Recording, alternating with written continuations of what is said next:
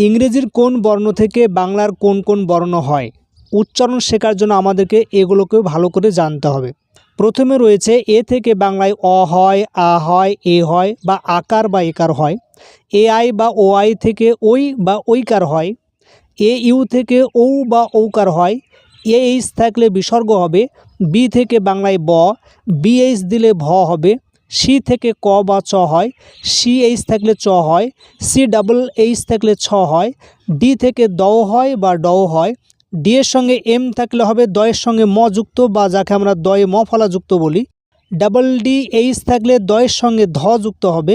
D এর সঙ্গে H থাকলে ধ হয়, আবার ডি এর সঙ্গে এইচ থাকলে ঢও হয়। ই থেকে হবে হ্রস্বই বা দীর্ঘই বা এ অথবা হ্রস্বইকার দীর্ঘইকার। এফ থেকে ফ, জি থেকে গ হয় বা বর্গীয় জ হয়। জি এইচ থাকলে ঘ হবে। এইচ আর থাকলে হয় রফলা। এইচ থেকে হ। এইচের সঙ্গে এম যুক্ত করলে হয়ের সঙ্গে ম, অর্থাৎ আমরা এটাকে বলি হয়ে ম ফলা যুক্ত। এইচের সাথে এন থাকলে হবে হয়ের সঙ্গে দন্তন্য যুক্ত, যাকে আমরা হয়ে দন্ত ন ফলা যুক্ত বলি। আই থেকে হ্রস্বই বা দীর্ঘই হয় বা হ্রস্বইকার বা দীর্ঘইকার হয় বা আই উচ্চারণের ক্ষেত্রে এই আই লাগে। আবার এখানে ই থেকে হ্রস্বই বা দীর্ঘইকার হচ্ছে বা এ হচ্ছে। জে থেকে বর্গীয় জ হয় বা অন্তস্থ জ হয়।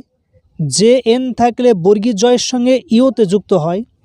জে এইচ থাকলে ঝ হয়। কে থেকে ক হয়। কে এইচ থাকলে খ হবে। কে এস এইচ থাকলে কয়ে মূর্ধন্য শয়ে যুক্ত হয়। কে এস এইচ এম থাকলে কয়ে মূর্ধন্য শয়ে যুক্ত, তার সঙ্গে একটা ম যুক্ত হবে, যাকে আমরা বলে কয়ে মূর্ধন্য শয়ে যুক্ত ম ফলা যুক্ত।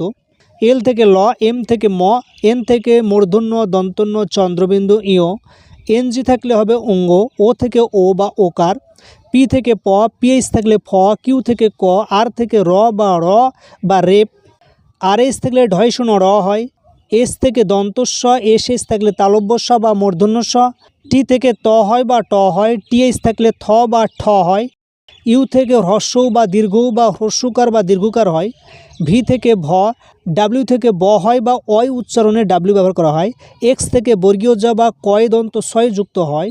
ওয়াই থেকে অন্তস্থ জ হয় বা অন্তস্থ হয় বা ইও উচ্চারণ হয় বা ওয়াই থেকে জ ফলাও হয়। জেড থেকে বর্গীয় জ হয়।